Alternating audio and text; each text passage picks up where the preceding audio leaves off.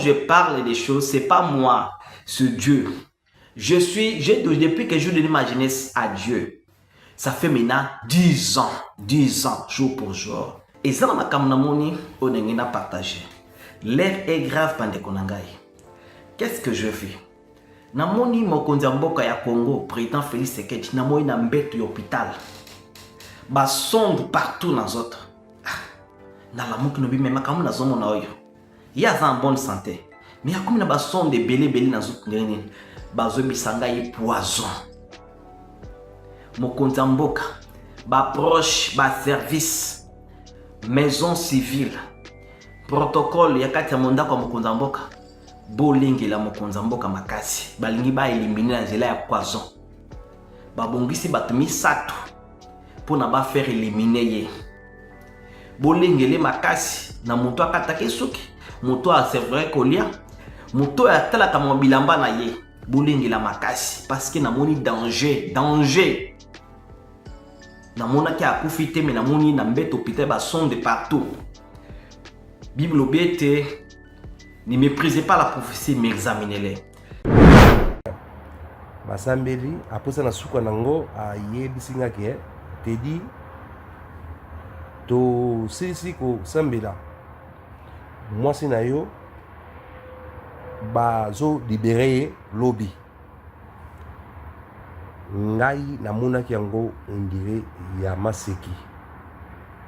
Lobby pe et kokisani moi si na ngai abimi.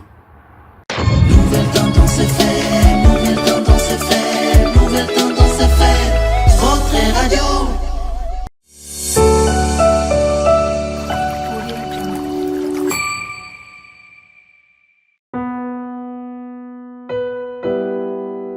Tango nyonso molinganga nazalaki komona baninganga na baboti na bango. Nanga ba parents bazate vinanga pasi. Est-ce que koko fait la baboti ezali sumu? Kozanga baboti est-ce que ezali sumu? Voilà, na ko pesa bino message. L'orphelinat Christ rédempteur. Et ana posa lisungi na bino. Tala musala munene zo sala pona bana. Tala musala munene zo sala pona bana oyo. Mokile tiki ebwaki. Mais nzamba termine nzelo orphelinat o pona ko encadrer bana oyo. Yaya lisungi na yo to na ngoposa. 1 euro no to na ngoposa pona mwana moko. Tango mwana moko allié nzambe ya bitike o ya permettre ete na nzela no mwana alia akobosa na ote. Voilà message ya l'orphelinat Christ rédempteur to na besoin lisungi na bino. Ba numéro ezana se kota contact na biso assistance na yo et aux lisungi pona bana. Que le Dieu des orphelins a bénir diama mtu nyoso ja ta likanisa ko sala quelque chose peut sali yango zamba pambola bino.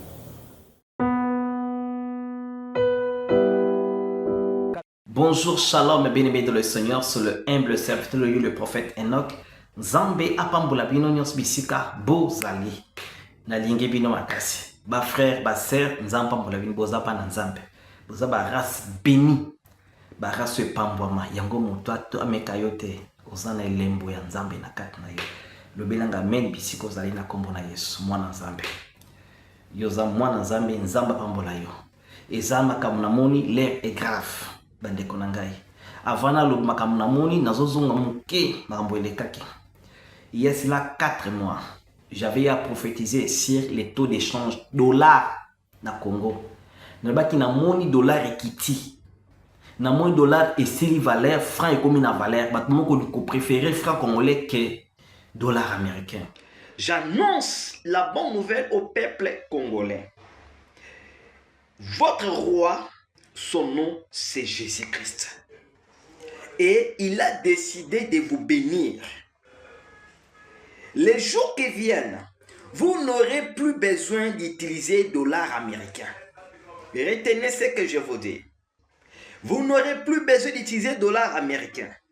Votre monnaie locale aura plus de la valeur que les monnaies étrangères. Ba finga kingaye, ba critiquer ba fingi, tina ba WhatsApp azokoma message. Faux prophète, dollar ko kitakate, naza faux prophète nani. Au profiter ko lokotake, dollar ko kitakate, dollar oyo zanzam nete. Et après 4 mois, la prophétie s'est réalisée. Et je restais des appels des gens pour me demander pardon. Même ici, prophétie, ils ont rencontre, il y a des gens qui ils ont rencontre, il y a réalité actuelle. Mais ba finga kamo sans ambeto apet prophétie, mais ba examiner la prophétie, vous le examiner la prophétie. Alléluia. Bible bi examiner la prophétie. Musu mama moko benga bisanga papa situnga na finga ki yo limbisanga ipo na prophétie psaki ya dollar. Siton na mona ki oza jeune. Koza la jeune eza critère te ya komisa mon faux serviteur. Je suis un vrai prophète de Dieu. Un vrai serviteur de Dieu. Yango mutu nyonso ngai déjà na sambela pona yo témoigner na commentaire na kotanga témoignage na yo na commentaire témoigner même na commentaire miracle au mona parce que qui dit okuta na ngana téléphone qui dit au moni miracle on zamba salaka ndenge bible opi alors na limbisi bino mais voilà dollar eza wapi dollar eza na kiti batiza na valeur te bat mon préféré franc congolais.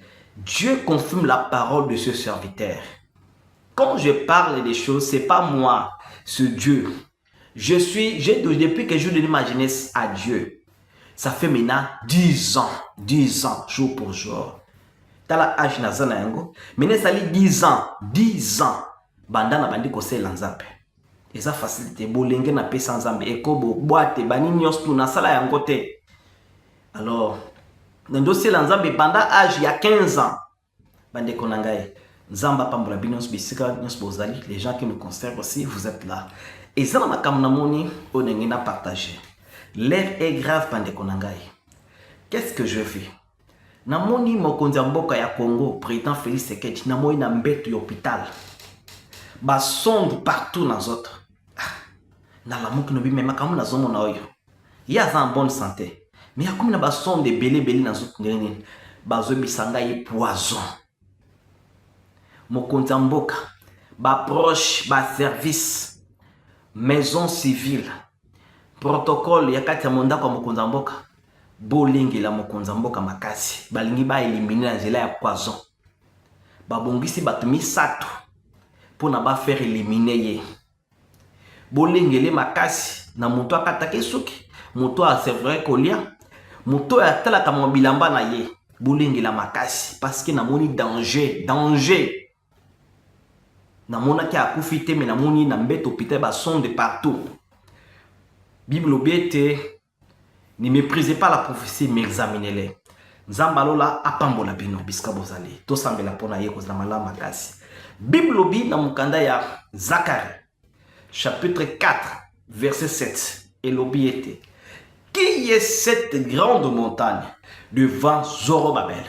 Tu seras aplani. Zacharie chapitre 4 verset 7 et l'obi. Qui est cette grande montagne? Devant Zorobabel, tu seras aplani. Plusieurs personnes au besoin vivre. Yozo kangai. Ngomba ni nyetelemelio liboso, ngomba ni ekalio na sima. Les mondes spirituels évoluent comment? Dans une nakata Bible, na Zacharie chapitre 4 verset 7, landa message pendant courte durée zali ayo. So tiki yango etali yo. Nazamu kuse makasi avant na kende. Bible obini na Zacharie chapitre 4 verset 7. Qui est cette grande montagne devant Zorobabel? Zorobabel azaki azo sala tout pour makamwe simba. O sala tout pour na réciter côte na vie na ye. Azo sala tout pour na famille na ye. Ba vivre bien mais aussi mbate. Pourquoi? Ngomba moko etelemele liboso bandoki bachaki liboso na ye bande konangai. Les choses spirituelles, monde tozali za monde ya parole contre parole. Puissance contre puissance.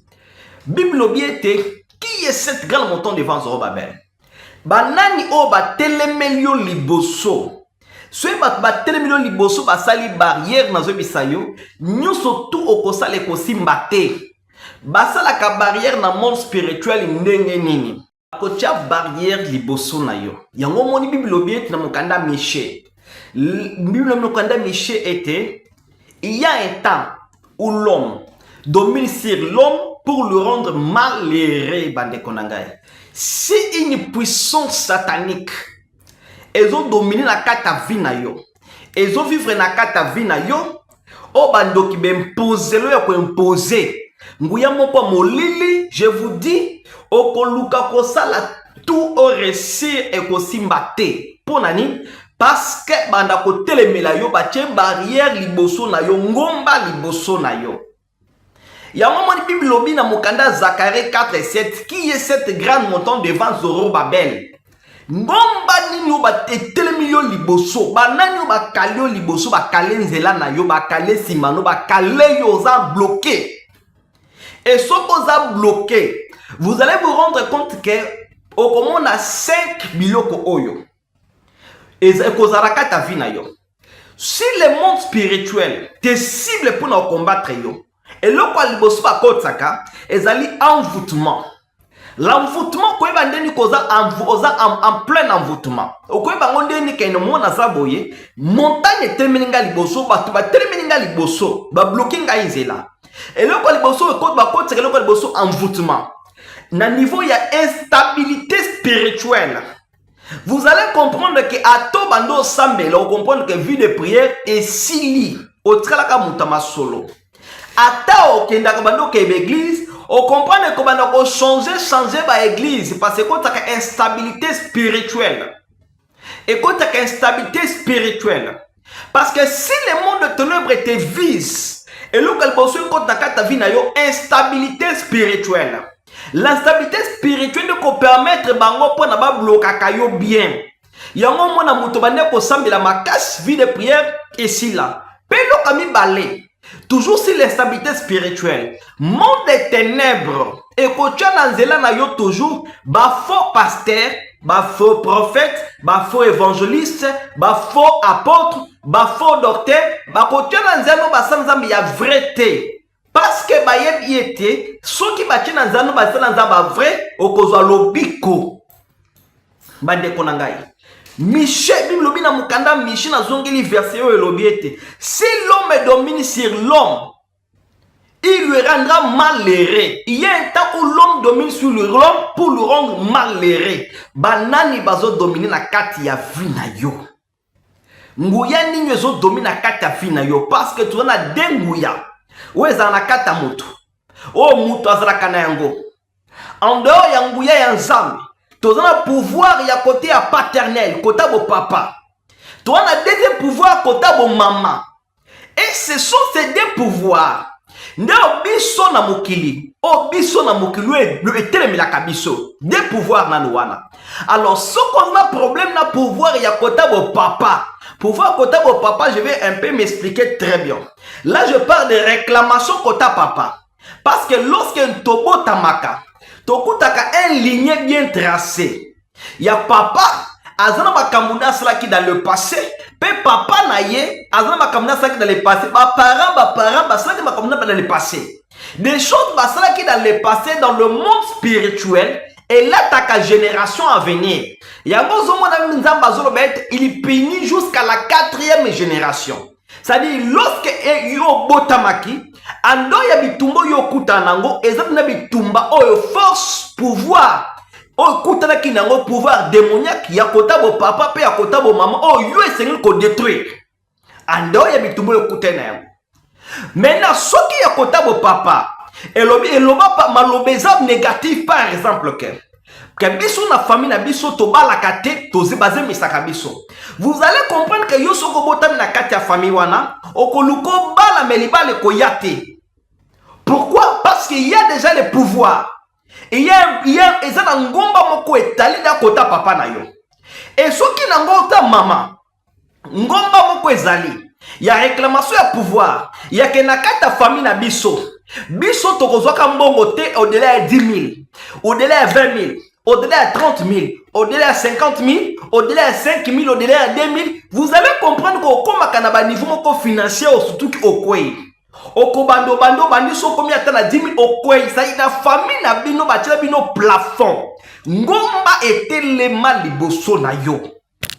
Ngomba etelema liboso na yo. Soki okwei si ngomba wana te, o e bloqué yo, okobonde kozwa solution te. Parce que loka liboso bachaka instabilité spirituelle. Deuxièmement, bakolongola nguye na kata prière na yo, nguye na maloba na yo. Vous allez comprendre que vous priez beaucoup, mais résultat exacté. Na sambeli pono lokola mosala nzambe. Ngomba nyoso tu batremeli botremisa yo. Ngomba nyoso tu reklamaka yo. O barrière o bachi ekweya na kombo na Yesu. Lorsque tobota makatokuta ka deux barrières. Barrière ya côté à papa. Na barrière ya côté à maman. Il y a des réclamations à côté à papa. Il y a des réclamations à côté à maman. Exemple, un serviteur de Dieu. C'est un vrai serviteur de Dieu. Mais Kindumba et Lati a changé ma sœur moyen. Papa, nazo sala nyoto zo simbate po nani. Kindumba wane wuti na famille abo papa na yi. Donc ngomba nyoso tu. Oh le cause le problème. Mais noir nyoso tu réclamation sur cause le problème, il faut tout détruire yango na nzela le sambo. Qui est cette grande montagne devant ce Robabel? Alléluia. Et il y a beaucoup de personnes. Oh, il y a ta famille na bango. Biloko réclamation à côté papa ezobendaye, ya kota maman ezobendaye. Premièrement, réclamation est à instabilité spirituelle. Et le caliboso. Au cause de vie de prière stabilité. Vie de prière bande ezo balancé.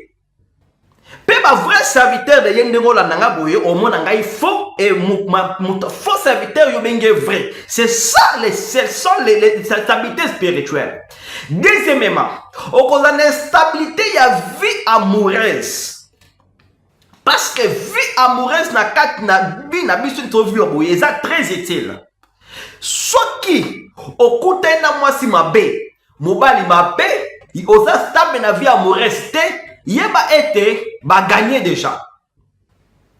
Moto ba telemisele blocage liboso batika ke azra a vivre kana vie amoureuse instable ba dekonangai.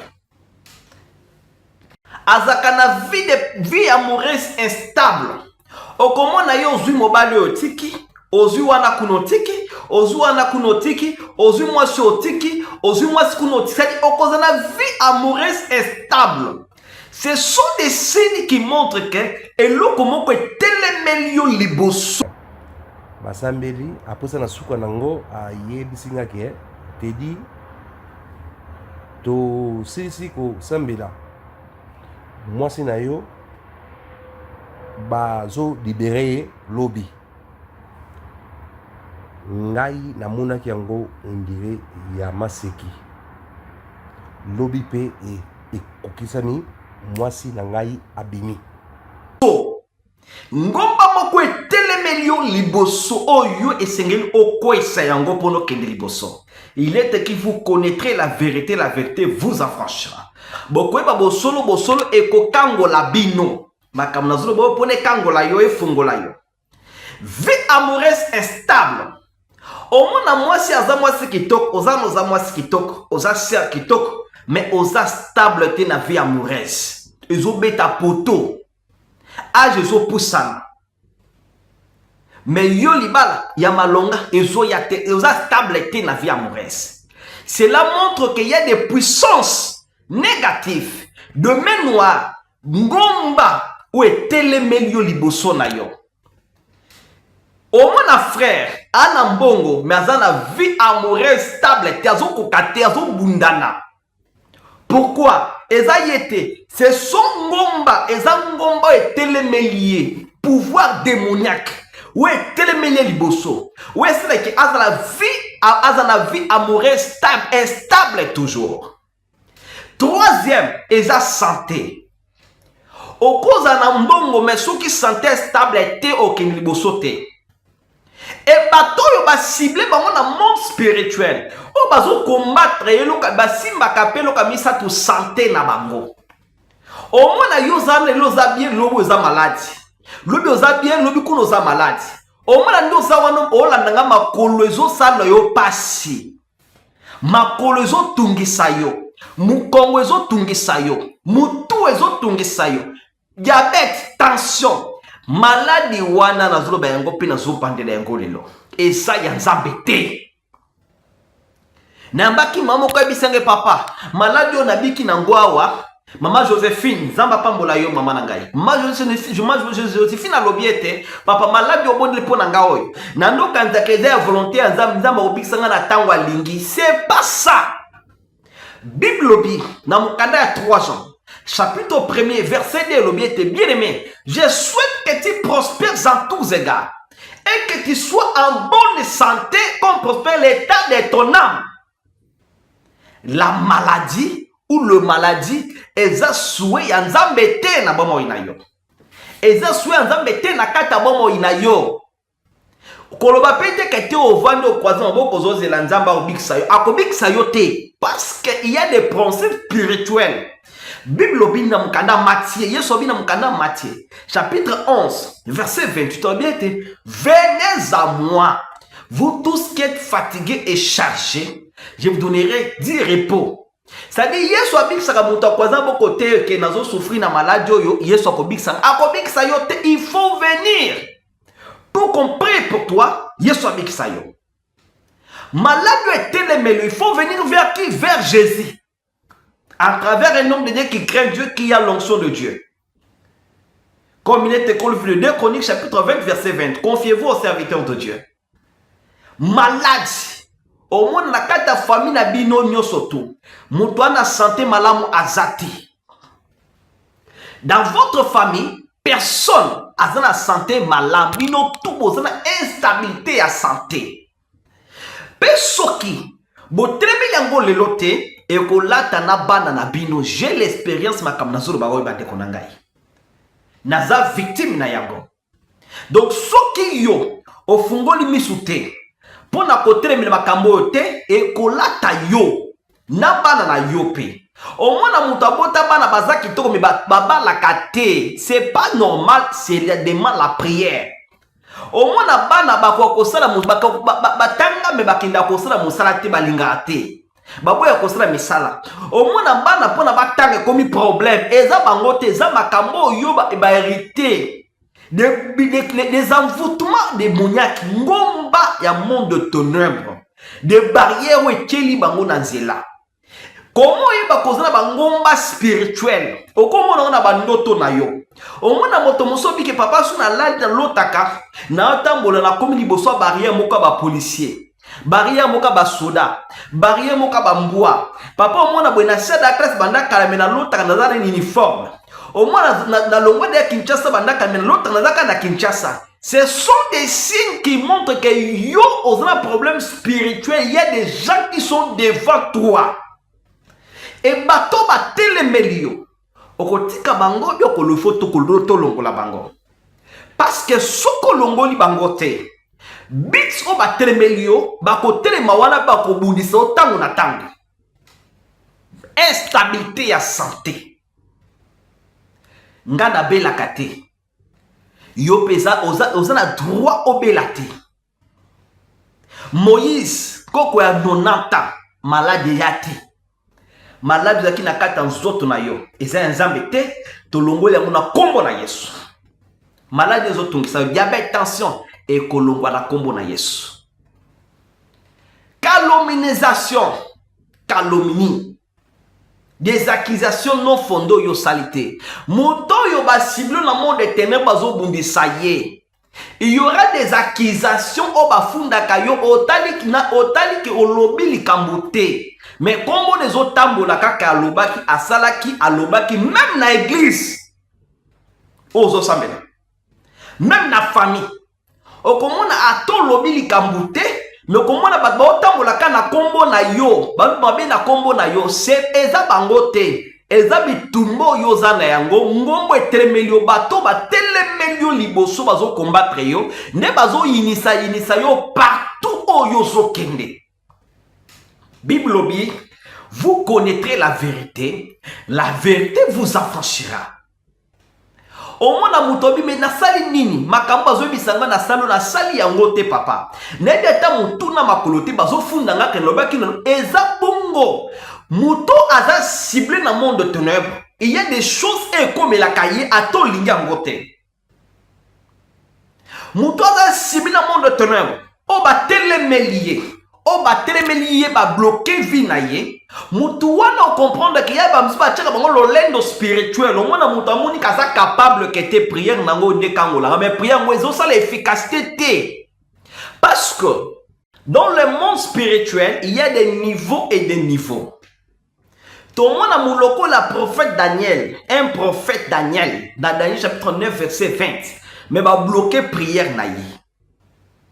Prophète Daniel a ensemble la zone gênée zo ka prière ne ba bloquer yango ba bloquer ka pe prière ya moto yango toko sambela nzamba ko délivrer yo. Cinquième point social moto ba telemelier liboso moto bazo réclamer ye social na ye vie sociale ezaka stable te oza wana vie sociale ezo baluka ezo balancer vie sociale eza stable te oza wana ato banime koteka rendement malonge yaka te bayiba ko kaka moto batelemeli batie ngumba liboso na ye bayibaka ye bakosela ke makambo bayibaka ye ato tie moto a confiance otindi biloko na Afrique batekela yo okokasa ke bayibi yo bayibi bénéfice ezate loko ezate eza bango te mais le monde de ton ombre qui te réclame qui te veut. Bible dit, vous connaîtrez la vérité vous affranchira. Au moins mutu oyo aza ciblé o batele ngomba liboso na ye barrière eza liboso na ye okomona miso moto te mais ilanda makambo ezali ya yo. O comprendre que mutu wana ata azoluka mikande koyate. Ata asali procédure nyonso to ata beti lisolo bien ndenge baninga babetaka baninga bazui me bazwa me yaye comme tourner barrière. Ata meki évolution nyonso tout ekosimba te. Ata meka teka vide. Ata meka soma biloko ya évoluer eloko te. Ata meka teka lupango eloko malonga te. Parce que batie yo barrière liboso. Il faut que l'ongola yango okinde liboso. Parce qu'il est écrit, mon serviteur prospéra, montera si haut. Tu as droit de prospérer, cher serviteur de Dieu. Tu as droit de prospérer, d'avancer, mon frère. Vie sociale na yeza stable te, ozana mbongo te, vie sociale na yeza stable te, possibilité ezate, mikanda ezate. Mosusu azana mikanda me mosala eza stable te. Mosusu azana mosala me salaire eza stable te. Mosusu azana salaire me azomona bisika mbongo ezokende te. O comprendre bisika mbongo ezokende parce que bateli yo barrière liboso na yo. Barrière wana dezo empêcher yo okende liboso. Barrière wana dezo empêcher yo o réussir. Barrière dezo empêcher yo o avancer. Alléluia. Bible obina mukanda ya Matthieu chapitre 15 verset 13. Bible obini. Toutes tes plantes qui n'ont pas été plantées par mon Père céleste sera déraciné.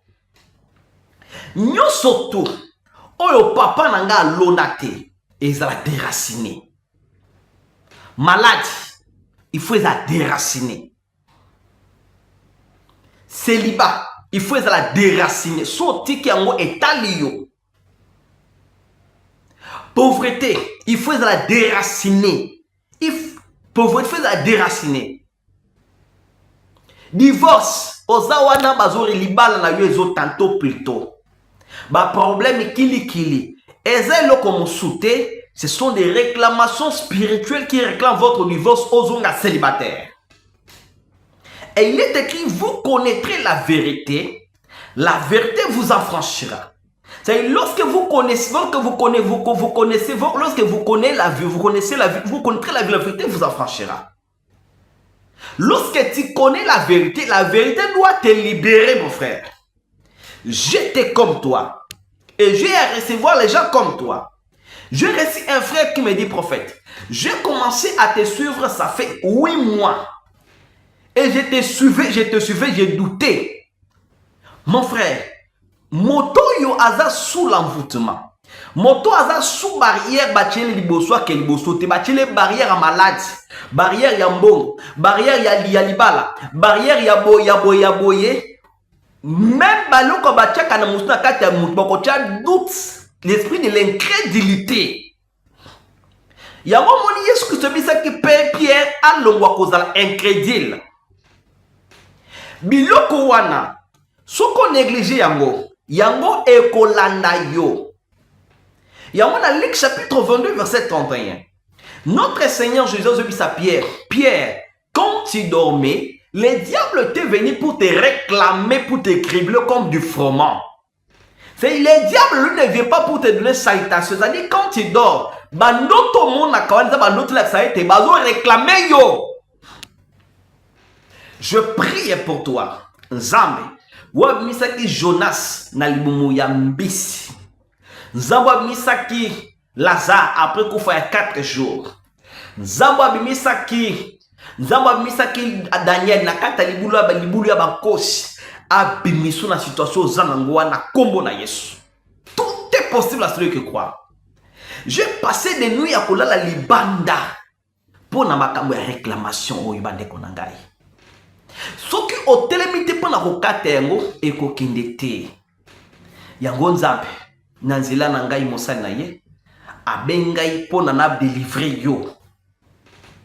Olongwa na ba situation wana. J'avais reçu un frère, il m'a dit papa, je fais 2 ans sans mon cannabis, impossible. C'est pas Jésus. Tout est possible à celui qui croit. Frère, est-ce que tu crois? Oh papa, je suis catholique. Non, mais je m'en fous d'être catholique et musulman. Non, je ne suis pas dedans. Tu es fils de Dieu. Nous tous, nous servons qu'un seul Dieu. Je vais prier pour toi.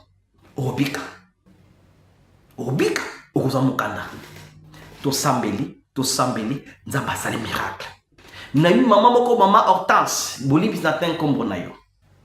Mama wana ebisen papa, ngaza muzimia pasteur Bostra, na pes pasteur Bostra mbote na mwasna ye. Naza muzimia pasteur Bostra papa, mais naza na problème urgence. Moi nanga ba kondaye na prison. Naza na posa abima. Papa, asali mabe mimba kange na drogue, nobi est-ce que ozonzima kenzamba zali? Nous avons encouragé mon toit te drogue. Mais est-ce que vous avez capable d'aller sa dossier? Tout sambela, Nzambe nanga alimi sa dossier. Tout sambeli Nzambe, dossier Nzambe a éteindre yango. Ba libérer moi na ye. Ou ba kanki na ba drogue na maboko. Mais ba libérer. Tout est possible à celui qui croit. Si tu crois au miracle, tu vas vivre le miracle. Nzambe azako amaya mai. Ya Nzambe amaya source.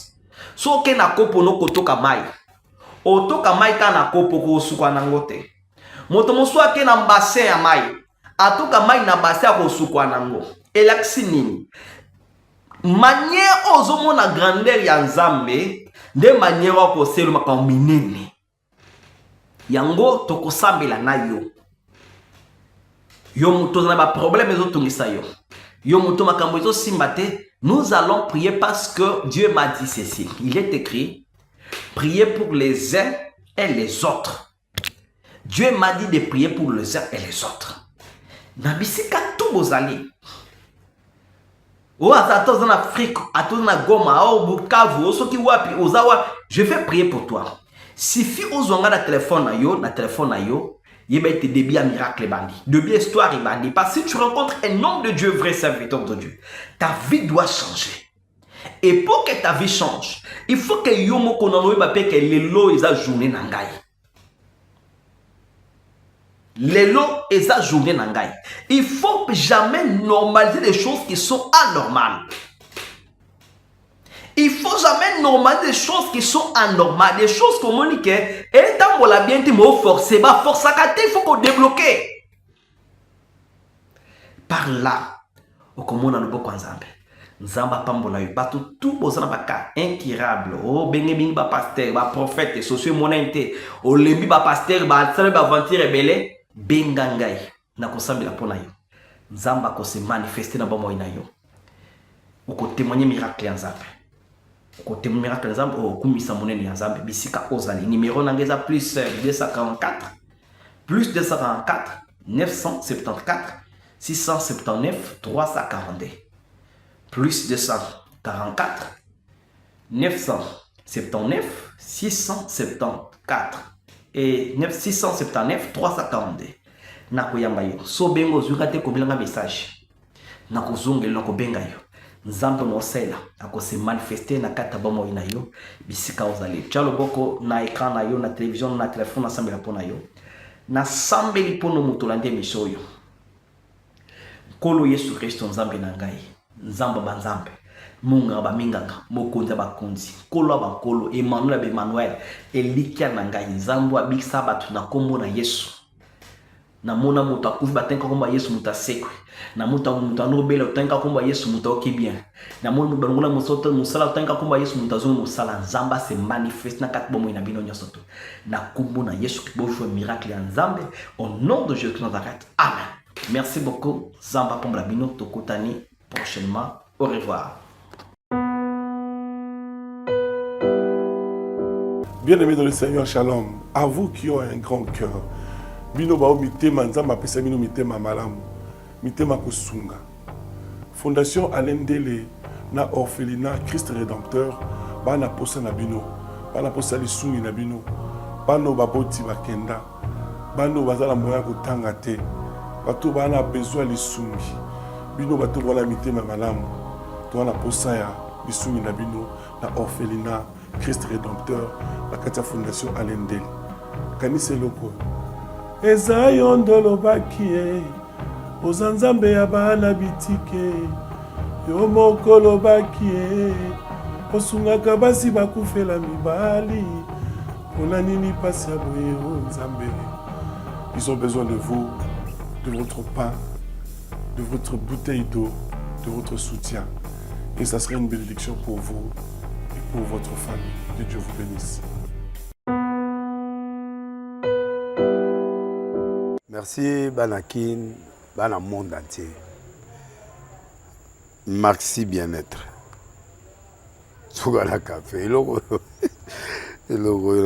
na mêlé logo mais logo est amabé. Il y a bien pour la panne technique mais ko sale la on ndenga mabete sale la ngo pona mama. A célibataire to lingi bino ate. So maka boma mokolo bala. Pourtant zo ba produire ngo soute. Merci bien-être yango yo. Lukango benga ndekonanga Alendele ye mutu ayebi esika ko fournir yo autant que tu veux $35 eze belé na kati sobo melika moko de jour bien mais hémorroïdes banini tout ça bilia lia vanda musala banini et réparer yo système ya break et réparer yo pe fonctionnement ya break de break donc et pe son fonctionnement ya bien. Tokomi ba Congolais toujours gagner ba match. On va défaite, pas technique en plein match, c'est pas bon. Zongela et loko. Ngana c'est éviter de dire surtout ba pasteur, bodingo mela. Boyawa. Bo benga pena Alendele na numéro na e pour bo benga pour bo loko. C'est important. Traitement poison anti-poison yango yo. Ne ba mususu meli yango avant kende obima. O mela ngo. Ça des jours à tabater le loco moi cuire mon corps c'est bon oyopé anti-poisson donc ce que ata ezana kati et longolango Alendele mikolo som nabité mindela ngo ba pese biloko ba udia po biloko ngo bendeza ya solo mikolo ba tchaka poisson à toi famille te à toi problème na mututé jalousie car do ba produit ngwana ya anti-poisson oyopé anti-poisson donc benga Alendele à partir na ye ayibindeni oya ozwango. Nzambe nanga pambola bino mi batela mboke komi biete bato bakomi na jalousie oyo tozo comprendre de soute bana mike bazo kufa mikolo bazo kufa baotiana bana bébé ba poisson donc toujours zala nanti na ndengana nga na ndako c'est bon. Que Dieu vous bénisse. Dans les soucis de vous informer, divertir et vous former, Nouvelle Tendance, votre chaîne, met à votre disposition des applications, radio et télévision. Comment installer? C'est simple. 1. Rendez-vous sur Play Store ou App Store. Tapez TVNT pour la télévision et RNTFM pour la radio. Pour répondre à vos préoccupations, contactez les bureaux. Merci pour votre acte de bienveillance. C'est compliqué, en fait, Abraham... Nouvelle tendance.